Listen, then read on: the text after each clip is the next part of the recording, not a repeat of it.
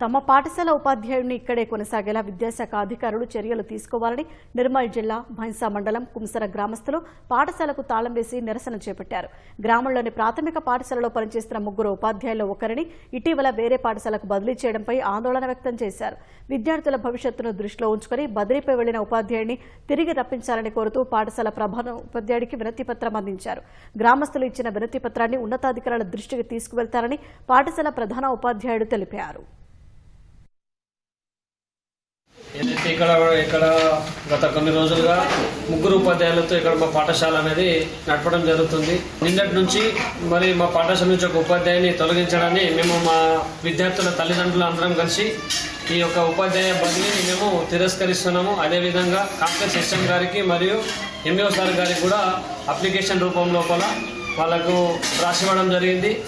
తిరిగి మా యొక్క ఉపాధ్యాయుని మా పాఠశాలకే పంపించాలని మేము కోరుతున్నాం. కుంసర ఎంపీపీఎస్ పాఠశాల నుండి రాజేశ్వర్ సార్ను ఇక్కడ వర్క్ అడ్జస్ట్మెంట్ చేయడం వాళ్ళేగా ఇవ్వడం జరిగింది. కాబట్టి పై అధికారుల ఆదేశాలను నేను పాటించాలి కాబట్టి రిలీవ్ చేయండి.